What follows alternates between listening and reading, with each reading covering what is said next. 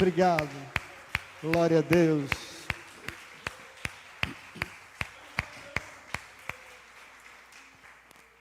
Amém. Nós vamos encerrar hoje a leitura da segunda carta de Timóteo. Nós iniciamos a leitura do capítulo 3, nosso último encontro. Hoje nós vamos partir do versículo 6, mas eu retomo o mesmo contexto, só para a gente não perder o pé aqui. Então, capítulo 3 da segunda carta de Timóteo, vamos ler os versos 6 e 7, só para iniciarmos a leitura e retomar onde nós estávamos. Amém?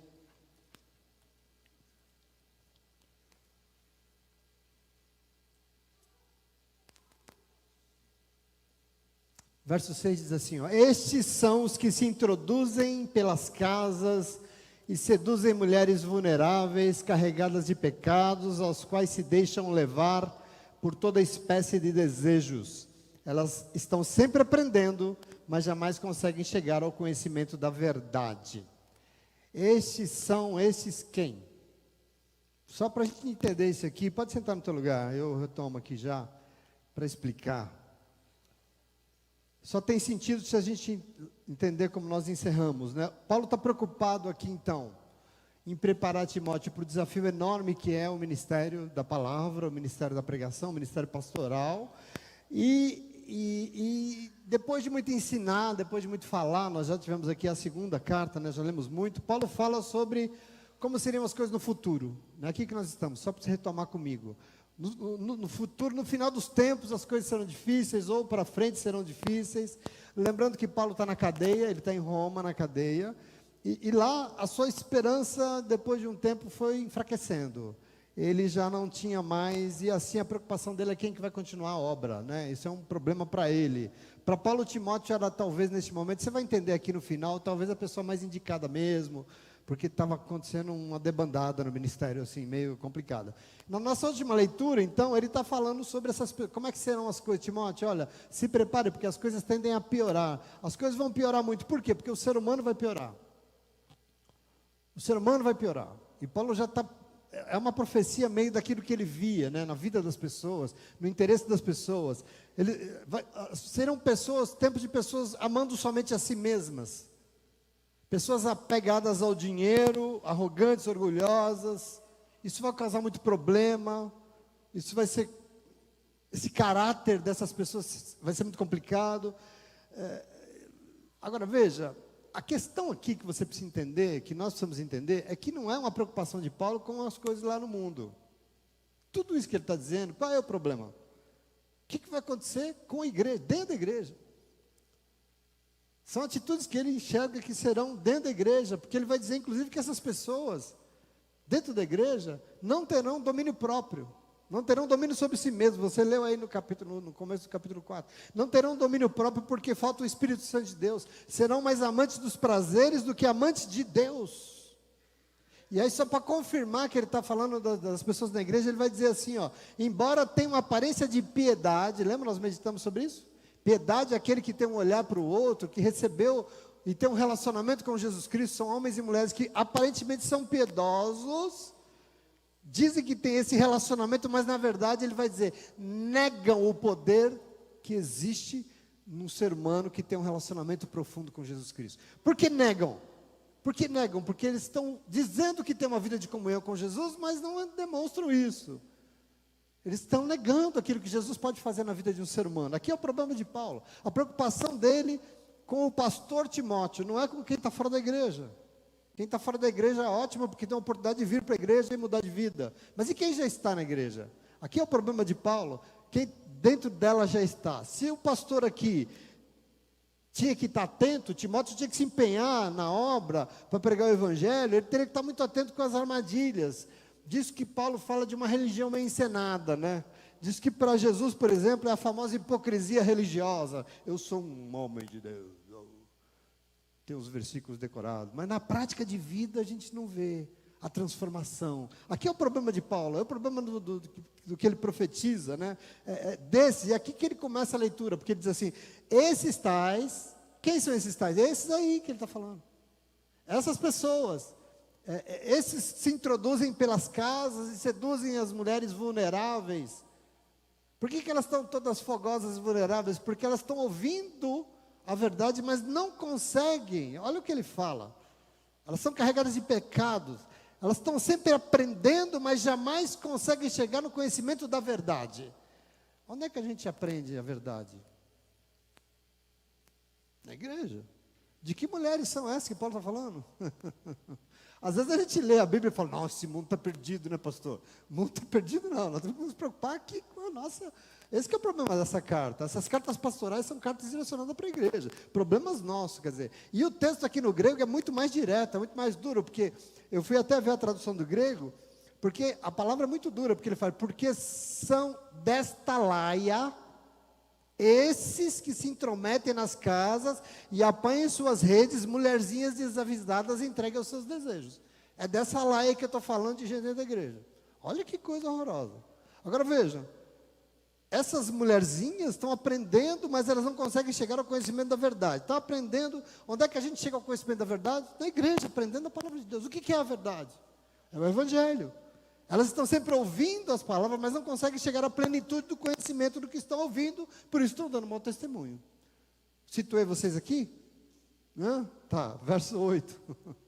Para o nosso desespero. Verso 8 e 9. Ele vai falar assim, ó. Como Janes e Jambres se opuseram a Moisés, estes também resistem à verdade. Estes homens têm a mente depravada e são reprovados na fé. Contudo, eles não irão longe, pois a insensatez deles se tornará evidente a todos, como no caso daqueles dois. Deixa eu explicar aqui. Ele está comparando aqui, essas pessoas que estão agindo assim dentro da igreja, estão assim, na verdade, testemunhando que a comunhão de uma vida com Cristo não tem poder de transformar a pessoa, porque na prática é o pior, compara com os tais de Janes e Jambres, né? Esses dois nomes não estão na Bíblia, não existem. Mas o que é isso aqui? Quem são esses? A tradição judaica deu nomes, isso os rabinos, deu nomes a dois sábios que eram encantadores no Egito. Você se lembra da história de Moisés? Quando Moisés foi chamado pelo Senhor, o Senhor deu a ele um cajado e deu a ele poder. Esse cajado será várias oportunidades. Joga o teu cajado no chão, jogou, ele se transformou numa serpente. Pegou de volta, se transformou num cajado do Senhor, que queria dar autoridade a Moisés. Quando Moisés chega diante de Faraó, ele faz esse mesmo ato do poder de Deus, e tinham lá dois sábios, encantadores, mágicos, a serviço de Faraó, que fizeram a mesma coisa. A tradição judaica deu nome a eles de Janes e Jambres, entendeu? Eles são esses dois. Esses sábios de Faraó resistiram a Moisés, que estava manifestando o poder de Deus. Olha a comparação que Paulo está falando, com essas pessoas que estão dentro da igreja resistindo ao que Deus quer fazer. Porque o que aconteceu? Quando Moisés foi lá dizer, olha, o Senhor me mandou aqui para que você liberte o meu povo, o poder de Deus, eles resistiram ao poder de Deus e fizeram uma mágica lá para dizer que era a mesma coisa, uma mágica para desviar a atenção, para diminuir o poder de Deus. Essa é a comparação de Paulo. Essas pessoas que agem assim dentro da igreja estão dizendo que tem comunhão com Deus, mas eles estão desviando o poder de Deus, porque se tem comunhão, como é que não transforma a vida, né? Veja o problema dele aqui. Então eles fizeram essa mágica para dizer a todos que o Deus de Moisés não era tão poderoso assim. Olha o desserviço. Olha o desserviço. Ele vai dizer, da mesma forma, Timóteo, fique atento, muito atento, com esses que estão dentro da igreja, porque são pessoas de mente depravada e reprovados na fé, porque o seu testemunho só serve para dizer que vida com Deus não muda ninguém. Não muda ninguém. Então saiba, Timóteo, esses não vão longe. Esses não vão longe, porque logo será revelado quem eles são. Como foram desmascarados aqueles dois lá no Egito. E assim como Moisés, o que prevaleceu lá foi o poder de Deus. E assim na igreja do Senhor, o que vai prevalecer é o poder de Deus. Essa questão de Paulo. É isso que ele está querendo nos deixar claro aqui. Aí no verso 10, ele vai dizer assim, vocês estão acompanhando comigo? Tá? No verso 10 ele vai dizer assim, 10 e 11. Entretanto você, ele vai falar para Timóteo agora, você tem seguido de perto o meu ensino, a minha conduta, o meu propósito, a minha fé, a minha paciência, o meu amor, a minha perseverança, as perseguições e os sofrimentos que eu estou enfrentando, coisas que me aconteceram em Antioquia, Icônio e Listra. Suportei essas perseguições e o Senhor me livrou de todas elas. Se na igreja é isso que nós estamos tendo a oportunidade, é possível, eu vejo que vão ser assim as coisas, que já está acontecendo, você não, tu porém não, você não, Timóteo, você tem sido o contrário disso, e ele vai elogiar, você tem seguido à risca de perto, não só o meu ensino, mas a minha conduta. Veja, não é só falar, não é só dizer que sabe, que fala bem, que conhece a Bíblia, não é. Não só o meu ensino, mas a minha conduta, o meu projeto, e você tem demonstrado a mesma fé, a mesma paciência, o mesmo amor, assim como as perseguições e os sofrimentos que eu sempre enfrentei. Você é diferente, você não é assim, né? Você tem um outro testemunho. E aqui, esse testemunho aqui, nós estamos vendo Paulo aqui, meio empenhado aqui em até elogiar Timóteo aqui, porque ele confiava que Timóteo seria esse pregador, seria esse homem que ia manter a igreja do Senhor de pé, seria esse homem que tem princípios assim, que vai, então ele confiava nele, ele conseguiria prosseguir a obra. E você sabe tudo que eu passei desde que eu saí da Antioquia, Timóteo. Ele vai dizer, e por todas as regiões, como suportei tudo, e suportei por quê? Porque o Senhor me livrou de todas elas. Não é porque eu sou o cara não, porque Deus me livrou, por isso eu consegui. Lógico que aqui, Paulo tentando fortalecer o seu discípulo, sobre as dificuldades que vão sobrevir sobre quem aceita o ministério da palavra, quem aceita estar diante assim, Timóteo tinha que entender tudo que ele precisava para continuar, ele tinha que lembrar tudo que ele precisava para não desistir. O quê? O Senhor conhece os que são seus, o Senhor conhece dentro da igreja aqueles que são seus de verdade, porque se tem muitos aí fazendo o que estão fazendo, o Senhor sabe quem é seu, e você é dele, Timóteo. O Senhor, por conhecer, Ele jamais vai abandonar. Olha com quem nós temos compromisso dentro da igreja, presta atenção, o Senhor sabe, Ele não abandona, e o Senhor livra os seus servos de todo o mal que quer impedir que a obra seja feita. As perseguições foram muitas, Timóteo, mas o Senhor me livrou de todas, e se você passar por perseguições, Ele vai livrar você também, porque você é homem de Deus, você não é de meia conversa, você não é de duas caras. Percebe aqui como é importante isso? Veja o verso 12 e 13, olha que bacana. E aí ele continua nesse elogiar a Timóteo, porque ele fala, de fato, todos os que desejam viver piedosamente em Cristo serão perseguidos. Nesse ambiente, né, serão perseguidos. Contudo, os perversos impostores irão de mal a pior, enganando e sendo enganados. Percebe aqui que Paulo está colocando dentro da igreja dois padrões de pessoas, né? Pessoas que estão aí amantes de si mesmas, pensando em grana, né, usurpando e tal, e aqueles que são fiéis ao Senhor. São dois padrões. Você é um homem de Deus. Esses que estão, você é um homem que vive, esses que estão aí enganando, na verdade, eles serão enganados. Quer dizer, quem deseja viver a piedade que Deus espera, vai enfrentar perseguições, sim, elas existem. Para Paulo isso é um fato, tanto que ele está sofrendo. Ele está enfrentando perseguições. Não tem como não ser. Jesus foi perseguido, sim ou não? Aflições se abateram sobre ele, sim ou não? Jesus passou por todas elas. Por que ele e Paulo não passaria? Por que Timóteo não passaria? Por que eu e você não passaríamos? E aqui que você precisa compreender o contexto importante disso. As aflições fazem parte, sim, elas fazem parte. Todos nós vamos ter que passar. Mas veja, a diferença do que é passar por uma dificuldade sendo um servo fiel ao Senhor. De onde vem o livramento? E esses que, aí ele vai dizer, são impostores, dizem que são servos, mas são perversos, esses vão se dar mal. Porque esses não têm o Senhor, porque o Senhor é quem cuida da sua obra. O Senhor é quem cuida daqueles que são fiéis a Ele. Essa que é a questão de Paulo. Eles acham que estão enganando a muitos, mas na verdade, eles mesmos serão enganados. Percebe? E aqui é Paulo se afirmando diante de tudo que ele está passando. O Senhor Jesus disse que no mundo teríamos aflições. João 16:33. Mas não poderíamos desanimar, porque ele diz, eu venci todas elas, e eu venci, e com isso vocês também vencerão. Isso é Jesus. Então, esses tais que têm tentado enganar a muitos dentro da igreja, vão se dar muito mal, porque o Senhor vai saber julgá-los na justa medida, em nome de Jesus. Amém? Verso 14 e 15, veja.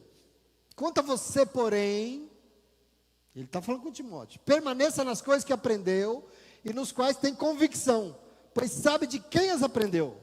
Desde criança você conhece as Sagradas Escrituras, que são capazes de torná-lo sábio para a salvação por meio da fé em Cristo Jesus.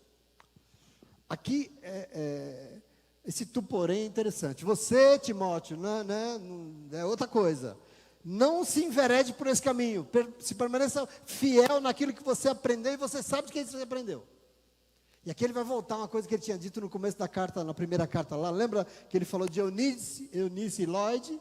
Quem eram? A mãe e a avó de Timóteo, que ele fala, duas servas de Deus. Elas te ensinaram nos desígnios da palavra de Deus, desde muito novinho, de menino. Você sabe de quem você aprendeu. Elas eram foram testemunhos na tua vida. Desde criança você conhece as Sagradas Escrituras, que são capazes de torná-lo sábio para a salvação por meio da fé em Cristo Jesus. As Escrituras são essa fonte. Você aprendeu essas Escrituras com sua mãe e sua avó. Elas que podem te dar a verdadeira sabedoria, porque elas te dão fé em saber que salvação está em Jesus Cristo. Olha que bonito isso. Era importante então que Timóteo permanecesse aqui na exortação fiel ao que ele aprendeu da sua avó e da sua mãe, que ele não arredasse o pé, que ele não caísse no modismo, porque ele aprendeu desde muito novo, e saber que é a palavra de Deus que nos torna sábios para viver neste mundo, meus irmãos. Não é outra coisa. Não adianta muito mistério se nós não temos palavra. É muito reteté e pouca verdade. É muito reteté e pouca transformação de vida. É muito reteté e testemunhos horríveis. Nós temos que ser homem e mulher de Deus, porque nós temos que testemunhar o Senhor na terra, em nome de Jesus. E esse é o problema. A palavra é capaz de nos tornar sábios para viver nesse mundo. A palavra é a ferramenta de Deus para nos salvar.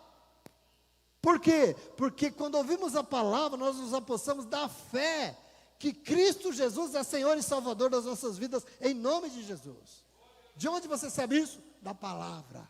Como é que vai ter salvação? Se apossando da palavra que nos leva a ter fé. Porque a nossa fonte de fé é a palavra de Deus, em nome de Jesus. Todo o foco de Paulo aqui ensinando a Timóteo é para mostrar que toda a centralidade da nossa vida com Deus, o foco, a fonte de todas as coisas é a palavra de Deus. Tanto que ele vai dizer, verso 16, presta atenção, olha o que ele vai dizer no verso seguinte: toda a escritura é inspirada por Deus e útil para o ensino, para a repreensão, para a correção e para a instrução na justiça, a fim que o homem ou a mulher de Deus seja apto e apta, plenamente preparado para toda boa obra. O que? A palavra. Presta atenção aqui. Ele sempre volta na sua antiga formação, na sua tradição forte, né, no judaísmo. E aqui quando ele fala de escritura, muito provavelmente Paulo está falando aqui do Antigo Testamento. Pode ser que aqui, nós estamos no ano 64, sei lá, pode ser que aqui nós já temos alguns textos do Novo Testamento que talvez circulassem, a Bíblia no Novo Testamento não existia. Talvez uma carta ou outra, estava rolando. Mas muito provavelmente aqui, quando Paulo fala das escrituras que você conhece, que são fiéis, as escrituras que são inspiradas por Deus, útil para o ensino, ele está falando do Antigo Testamento. Mas aqui, pouco importa se é novo ou velho aqui, né? A questão é que a palavra de Deus tem a mesma origem. A palavra de Deus é inspirada por Deus. A palavra de Deus não sai da boca de homens. Isso aqui não saiu da boca de homens. É inspirada por Deus. Nós já falamos aqui para vocês sobre a noção de inspiração, não falamos? Lembra lá atrás? Nós falamos um pouco disso quando ele diz. A questão de inspirar é, né? E se você fizer, em seguida você vai precisar fazer o quê? Essa questão da inspiração é muito bonita. Quer dizer, quem inspira sopra. E por isso, nós sabemos que a palavra verdadeira de Deus é soprada sobre nossas vidas pelo Espírito Santo de Deus. Ele que é o fôlego de vida. Ele que inspira toda a vida, sopra vida sobre nós, através da palavra. Presta atenção, é interessantíssimo, porque assim, a palavra de Deus aqui, e essa coisa da inspiração, ela tem dois sentidos muito. Primeiro, essa coisa de puxar o ar, que é a vida, encher os pulmões, e viver. E a outra, inspirar, é influenciar o outro, ou não? Sabe quando você fala assim, essa pessoa é uma inspiração na minha vida? São dois sentidos, né? Dois sentidos da mesma palavra, inspiração. Mas as duas é a mesma coisa. É a coisa mais bonita. A palavra de Deus faz uso desses dois significados, porque ela procede de um Espírito que é fonte de toda a vida. E é de onde brota todo o fôlego de vida. E Ele sopra sobre nós essa vida, quando Ele inspira e nos faz viver. Quando Ele fala, nos direciona, nos mostra a vida que Ele criou, para que ela flua através de nós. E a Escritura é inspirada também, porque ela é fonte daquilo que nós temos que seguir. Sabe isso que nos inspira a viver? Sabe quando você olha nas pessoas, essa pessoa, ela é uma inspiração, essa mulher de Deus é uma inspiração para a minha vida, é uma mulher de oração. Sabe essa coisa de inspirar? Também. Então, seja Antigo, seja Novo Testamento, tem um xarope aí que diz que o Antigo Testamento era, agora não é mais. Meu Deus, tem que bater nesse povo. Não importa, Antigo Testamento é palavra de Deus. O problema é que nós lemos tudo errado. Nós descontextualizamos, a gente começa a falar que Deus matou, Deus não sei o quê, não é, nós que não sabemos ler a palavra de Deus, mas a palavra de Deus é a palavra de Deus, Antigo ou Novo Testamento, e ela existe, e ela é útil para o quê? Paulo vai dizer, para o ensino. Qual a palavra que é útil para o ensino? Toda a Bíblia. Toda a Bíblia Sagrada. E mais do que ensinar, e aí eu quero que você se segure aqui na cadeira, ela é útil para corrigir e repreender. Não, eu tinha que ouvir um glória a Deus agora. Ela é útil para o ensino, para corrigir e repreender. Eu não sei quem é que gosta de ouvir palavra aqui, mas não é mole não. Quem gosta de ouvir palavrinha, água com açúcar? Porque não está muito bem. E gosta que o pastor fala em coisas centradas na sua necessidade, naquilo que você está precisando ouvir. Ai, nossa, hoje, estou tão bem que eu ouvi uma palavra. Necessidades de pessoas, desculpa, isso não é a palavra de Deus. Desculpa. Porque não é isso que Paulo está dizendo aqui. Palavra que é de Deus, é inspirada por Deus e serve para ensinar, mas também para repreender. O que é repreender? Leia no dicionário. É advertir energicamente. Repreender é censurar. Palavra pregada na igreja tem essa função, ensinar e repreender. Às vezes eu fico pensando, aliás, eu me cobro muito, parece que eu sou muito enérgico. Minha esposa fala, você é muito bravo, amor, né, meu amor? Mas eu fico pensando, não é questão de ser enérgico, a questão é que a palavra que é inspirada não pode ser água com açúcar, porque ela não é. Ela é verdade. Ela serve para advertir energicamente, até censurar e mais, porque ela serve, segundo Paulo aqui, para corrigir. Que palavra? Aquela que você ouve na igreja, ministrada, para corrigir. E segundo o mesmo dicionário, corrigir é endireitar o que está torto. Ô, homenzinho torto, precisa ser endireitado. Como? Palavra de Deus. Para endireitar o que está torto. Isso é corrigir. Então, corrigir é consertar, inclusive, aquela aparência torta. Por isso que quando olha assim, o povo todo bonito, alinhado, retão, assim, eu falo, glória a Deus, tem palavra de Deus na vida desse aí. Porque essa é a intenção da palavra, né? Consertar. Paulo está lembrando aqui, não só a Timóteo, mas aos muitos Timóteos e Timóteas dessa noite aqui, que a palavra de Deus, que ele inspira, é ferramenta poderosa para nos salvar. Mas não adianta ficar querendo aguinha doce não, porque não rola, desculpa. Desculpa. Eu tenho visto pastores aí que pregam numa mansidão, eu admiro, eu não consigo, eu admiro. Mas também eu vejo cada rolo na igreja que parece que não tem. O Espírito Santo de Deus, quando ele fala comigo, eu tremo. Tremo.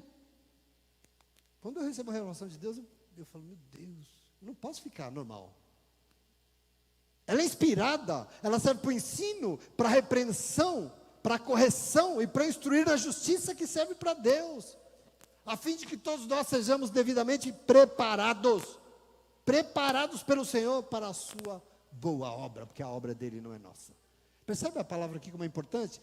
E aí é importante isso, porque aí o capítulo 2, o capítulo 4, ele entra na mesma toada. Nessa questão da palavra, ele não perca isso, porque ele vai dizer assim, ó, versículo 1, na presença de Deus e de Cristo Jesus, que há de julgar os vivos e os mortos, por sua manifestação e por seu reino, eu o advirto solenemente, Timóteo, pregue a palavra. Esteja preparado a tempo e fora do tempo. Corrija, repreenda, encoraje com toda paciência e ensino. Olha isso. Olha que maravilha. Olha o nosso compromisso com o povo de Deus. Olha o que o Senhor espera de nós. Por tudo isso, ele inicia o último capítulo da sua carta dizendo, exortando, advertindo ao seu pupilo. Timóteo, pregue a palavra. Tenha compromisso com a palavra. não arrede dela, esteja preparado nela, não importa o tempo, fora do tempo, é chovendo, é com sol, é de noite, é de dia, não importa onde, pregue a palavra, corrija, repreenda, encoraje com toda a paciência e ensino. Talvez eu tenha que pensar nesse negócio de paciência, mas não importa, o que importa é pregar a palavra. A gente não precisa inventar mirabolâncias, irmãos, de templos que, tipo, casa de espetáculo, coisa maravilhosa. Igreja não precisa nada disso. Igreja que está preocupada com grandes templos e espetáculos maravilhosos, não tem compromisso com o reino de Deus. A nossa preocupação é uma só. Qual? Pregar a palavra. A palavra, qual palavra? A palavra, essa palavra. Não doutrina de igreja, estou interessado em doutrina de igreja, estou interessado na palavra de Deus. Esse é o compromisso de nossa vida. Então, presta atenção, isso é muito importante. Talvez a gente às vezes perde um pouco, acho que a igreja perdeu um pouco o foco nisso. Ela é a resposta de tudo que nós precisamos. A resposta está nela. Nós temos que não desperdiçar essa oportunidade, porque é muito importante. Porque eu queria dizer para vocês, você já aprendeu isso aqui, oportunidade não se perde. E sabe por que não perde? Verso 3. Sabe por que não se perde? Verso 3, olha o que ele fala. Pois vai chegar o tempo em que não suportarão a verdade da palavra, a sã doutrina, ele fala. Ao contrário, segundo os seus próprios desejos, juntarão para si mesmos mestres que lhes digam o que os seus ouvidos, coçando, querem ouvir. Esses se recusarão a dar ouvidos à verdade e vão começar a acreditar em mitos.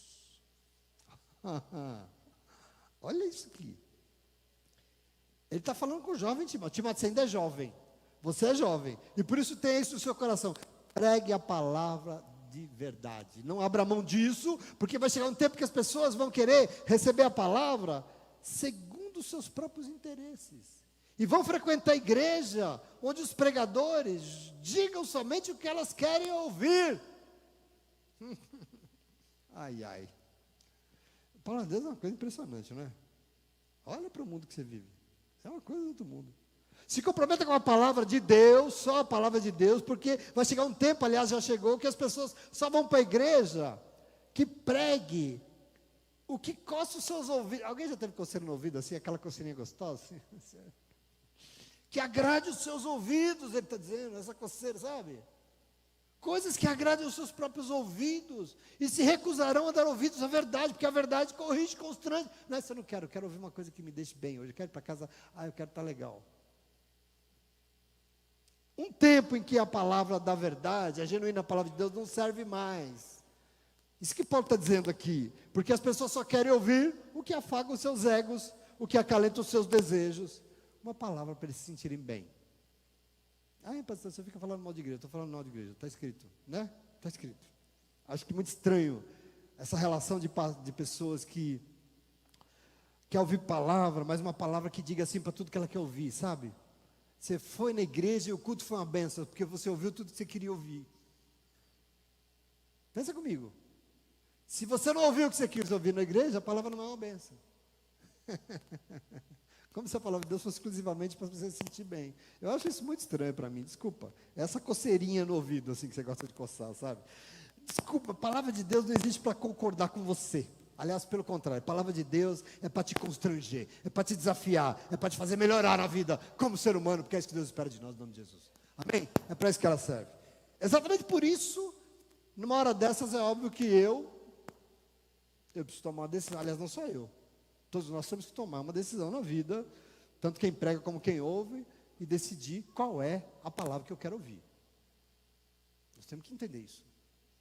Porque esses milhões de pessoas na igreja ouvindo a palavra que eles querem, que serve para eles, tudo bem.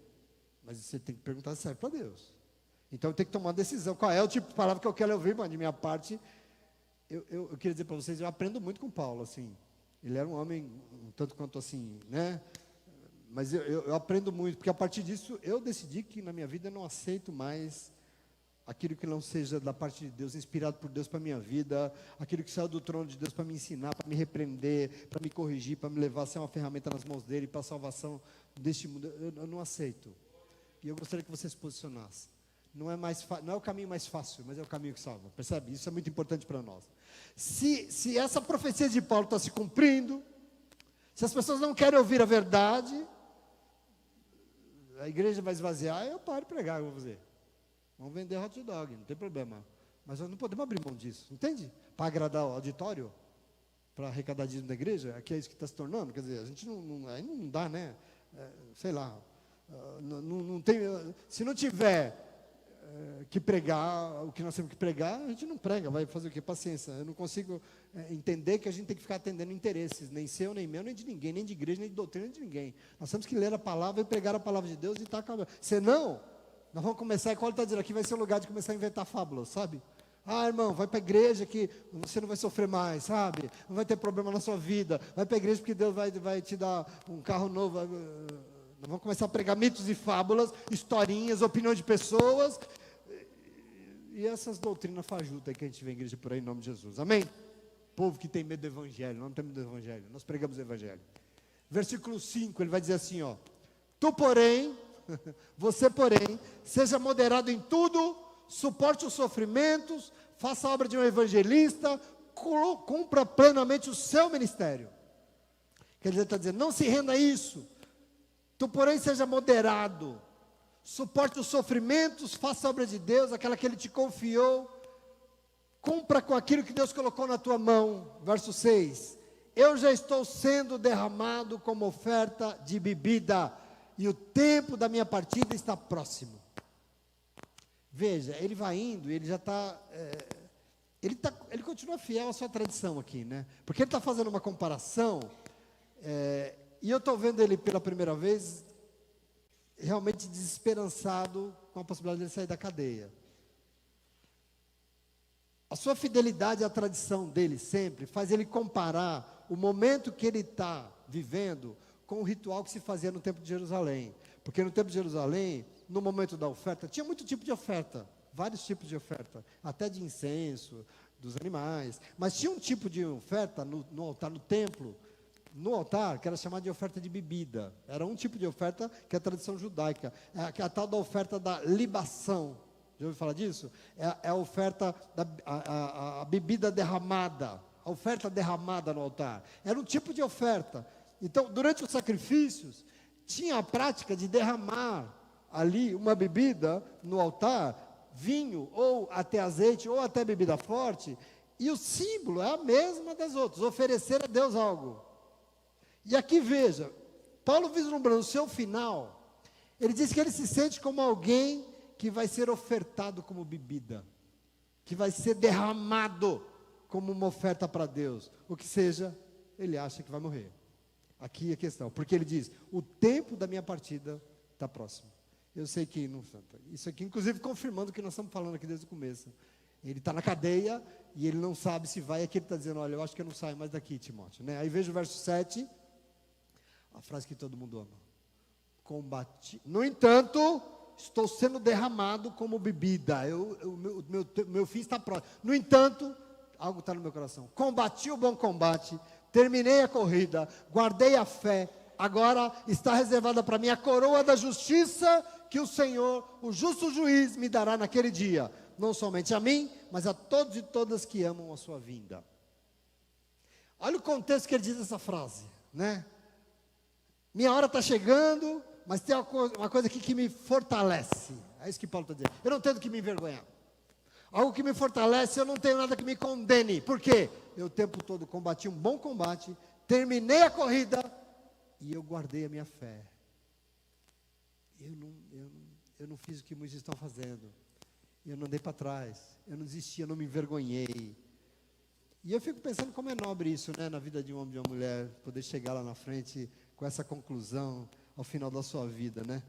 Ele está fazendo uma reflexão aqui da vida dele, e nela ele tem uma convicção muito forte, uma certeza que acompanha nesse momento. Ele fala assim, eu nunca desonrei, eu nunca fiz corpo mole, eu fui atento o tempo todo, eu lutei muito, eu combati muito, eu me esforcei o máximo que eu pude, e ao final da corrida, eu terminei com a mesma fé que eu comecei lá atrás, em nome de Jesus. Não é primeiro amor não, é o amor o tempo todo para com Deus.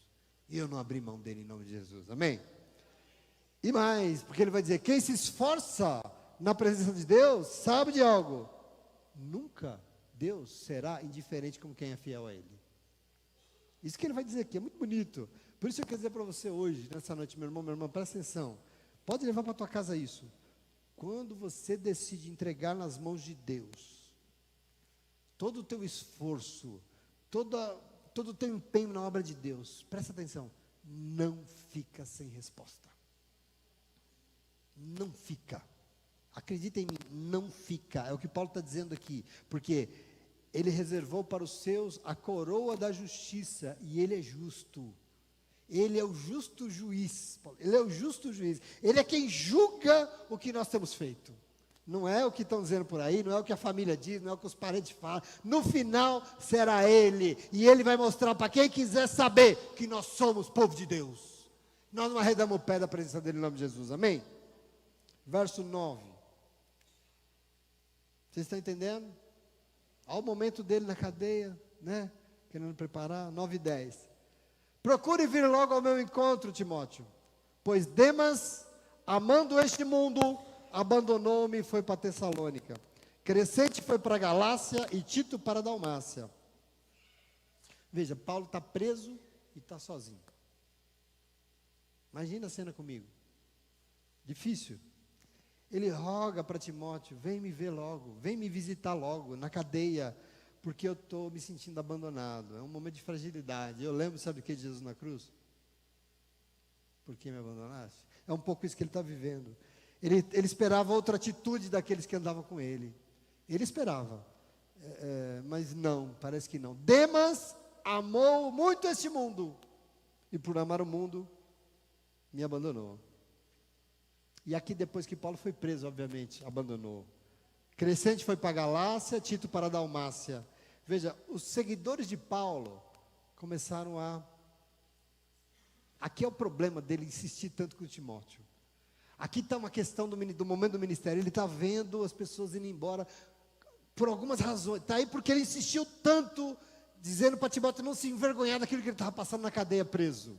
Não se envergonhe, porque eu estou passando isso por causa do Evangelho. E os discípulos dele estavam pulando fora, ou por medo ou por vergonha. Se o chefe estava na cadeia preso, a ponto de ser morto. E aí justifica, inclusive, porque ele confiava tanto em Timóteo. Porque ele não vai me abandonar, ele não vai pular fora.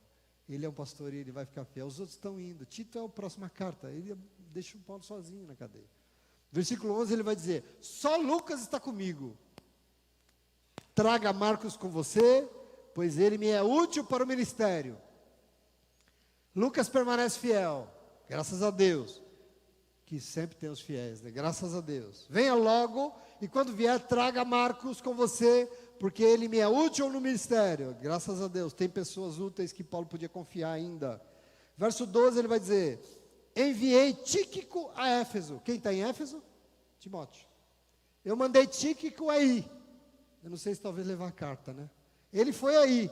E quando você vier, traga a capa que deixei na casa de Carpo, em Troade, os meus livros, especialmente os pergaminhos. Traga para mim quando você vier.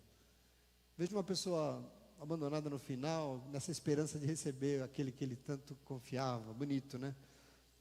E ele fala: enviei Tíquico até você em Éfeso, talvez levar a carta. Então leia a carta e venha logo. E quando vier, traga a minha capa, os meus livros e os meus pergaminhos especialmente. Um homem que até o final não abriu mão do conhecimento. O tempo todo, empenhado nas escrituras, em ler, em aprender. Lindo demais. Verso 14 ele vai dizer: Alexandre o ferreiro causou-me muitos males. O Senhor lhe dará retribuição pelo que ele fez. Previna-se contra ele, porque se opôs fortemente às nossas palavras. Não só alguns o abandonaram, outros deliberadamente prejudicaram Paulo. Outros quem?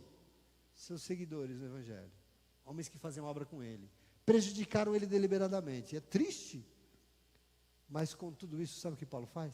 Ele entrega toda a sua confiança na justiça daquele que é justo. Verso 16 ele vai dizer: na minha defesa, na minha primeira defesa, ninguém apareceu para me apoiar, porque todos me abandonaram. Que isso não lhe seja cobrado. Veja ele o momento dele. No primeiro julgamento dele, ele foi a júri, não tinha ninguém comigo, eu estava sozinho. Não apareceu ninguém para me defender. Todos me abandonaram. Um momento difícil, né? Eu fico pensando, um momento difícil porque é um grande homem de Deus, né? Um momento delicado de alguém que dedicou toda a sua vida ao ministério. E ele foi o tempo todo firme e fiel naquilo que Deus confiou em suas mãos. E ao final, né? Aliás, os riscos do ministério, né? Sobretudo do ministério pastoral. E por isso que ele lembra para Timóteo, acabar sozinho, sendo abandonado por todos, que não tem compromisso com a palavra de Deus, não é simples. A gente poderia até questionar e dizer assim, mas como assim, né? Como assim, né? Se dedicou tanto a Deus, como assim? Mas sabe o que eu penso? Eu penso que com Jesus foi diferente. As pessoas estão com uma dificuldade enorme de ouvir verdade. A verdade não atrai aplauso. Com Jesus não foi diferente, sabe por quê? Porque ele falou a verdade. E eu penso que assim, ele, o Senhor, o Salvador, também foi preso, foi condenado e acabou praticamente abandonado. No dia do julgamento dele, quem tinha lá? Ninguém. Uma multidão de judeus odiando e falaram, crucifica, crucifica. Quem estava lá para defender ele? Ninguém se levantou.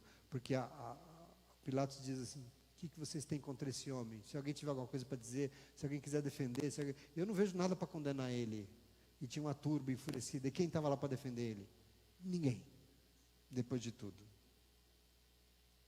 Então eu acho assim, se com ele foi, por que Paulo não vai ser, né? É um momento. Agora veja, quem está disposto, o ministério talvez não seja fácil, mas quem diz sim, nós precisamos entender, essa questão não pode impedir, não vai impedir, e nada disso vai impedir. Por quê? Porque todos podem abandonar, mas tem um que jamais vai. Glória a Deus por isso. No meu primeiro mandamento, no meu primeiro julgamento, perdão, todos me abandonaram. Verso 17, mas o Senhor permaneceu ao meu lado e me deu forças para que por mim a mensagem fosse plenamente proclamada e todos os gentios ouvissem. Eu fui liberto da boca do leão. Meu irmão, entenda uma coisa. O justo pode ser condenado, pode ser abandonado por todos, pode ser julgado, pode acusar injustamente, pode falar o que quiser falar, pode falar mal quanto quiser, mas quer saber? O Senhor não abandona nunca. O Senhor jamais vai abandonar, porque o Senhor é fiel. E essa é a nossa fé, Ele jamais abandona. Independente de quem for, se nós formos fiéis, Ele sempre será fiel com os seus. E é isso que Paulo está dizendo aqui, em nome de Jesus. Essa é a convicção dele. Todos me abandonaram, mas o Senhor permaneceu ao meu lado até o final. E foi Ele que me deu forças para me defender diante de todos os acusadores e saber mais. Sabe por quê? Todos eles tiveram que ouvir sobre Cristo Jesus e eu calei a boca do leão, glória a Deus. E Paulo foi lá e meteu a boca de todo mundo. Eu acho maravilhoso isso. Isso é sensacional. E aí no verso 18 ele vai dizer, será que é isso aqui? Não? Acho que não, né? 18 ele vai dizer, o Senhor me livrará de toda obra maligna e me levará salvo para o seu reino celestial. A Ele seja a glória pelos séculos dos séculos. Amém. Glória a Deus. Presta atenção, nunca se esqueça disso na sua vida. Às vezes a gente vai para a igreja e a gente recebe, né, palavras tão difíceis, acusações. Mas, meu irmão, presta atenção. Minha irmã, o mundo pode falar o que quiser, pode fazer o que ele quiser. A marca desse mundo é a injustiça. As pessoas que não têm o Senhor, mas sabe uma coisa? Deus se compromete e se envolve com a vida de quem Ele pertence. Nunca se esqueça disso. Esquece. Deus se envolve. O Senhor que é fiel com quem Ele é fiel. Isso é fato. E Ele nos livrará de toda obra maligna, de toda acusação. E você sabe de quem será a palavra final? Na tua vida, a palavra final será dele. E Ele vai te levar salvo para o seu reino. Portanto, a Ele, somente a Ele, seja a glória para todos sempre. Amém. Amém. E Paulo termina essa carta linda, saudando alguns. Saudou a Priscila e Áquila. Lembra que estavam lá que nós lemos tanto lá em Éfeso? A casa de Onesífero, Erasto, permaneceu em Corinto, mas deixei Trófimo doente em Mileto. Procure vir antes do inverno, Eubulo, Prudente, Lino, Cláudia e todos os irmãos enviam saudações. O Senhor seja com o seu espírito e a graça seja com vocês. Amém, graças a Deus. E assim ele termina esse momento importante da vida de Paulo, o último momento dele, importante que a gente tenha lido. Ele termina essa sua carta a um querido discípulo, pastor, e nós terminamos também essa leitura que eu espero que tenha nos edificado bastante. Amém? Não deixe de ler isso. Não perca a oportunidade de ler isso.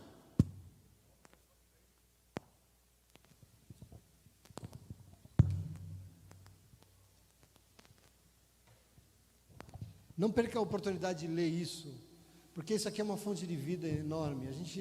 Eu tento assim ler com vocês de uma forma mais compreensiva, assim. Como é muita coisa, eu acabo sendo talvez um pouco mais rápido, né? Talvez eu devesse fazer devagarzinho assim, mas eu só queria ser uma inspiração para que você pudesse se incentivar a ler isso, porque isso é maravilhoso demais.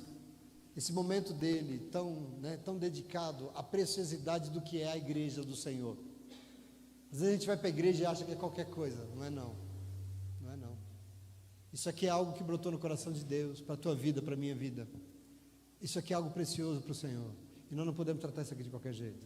Nós temos que ter toda a reverência do mundo, todo o respeito do mundo, porque isso é importante. E ler uma coisa dessa, pastoral, nos leva a essa seriedade. Eu espero que isso tenha edificado muito a sua vida. Nós vamos continuar. Mas essas duas cartas para mim é um libelo. Eu particularmente... eu tenho no testemunho, nos ensinamentos dele, uma grande fonte de inspiração. Óbvio, se nós conseguirmos ler Paulo preservando a verdade do contexto que ele viveu há 2000 anos atrás, há 1970 e tantos anos atrás, não é a vida de hoje. Lá, entenda o que era a vida de lá, para parar de julgar ele. Era um grande homem de Deus, era um homem devoto, um homem fiel até o final. E que seja uma inspiração para todos nós, em nome de Jesus, amém? Isso é um lugar preparado pelo Senhor, obra do Espírito Santo de Deus para a tua vida, para edificar a tua vida, para o teu crescimento, para o nosso edificação como povo de Deus, e para que Deus possa realizar em nós e através de nós aquilo que Ele espera fazer neste mundo, e sobretudo para a nossa salvação, amém? Que você possa ler isso, entendendo toda a espiritualidade que existe aqui, da verdade da palavra de Deus que existe para nos salvar, em nome de Jesus, amém? Muito obrigado, espero que você tenha aproveitado, e se você aproveitou, aplauda ao Senhor, porque Ele é bom.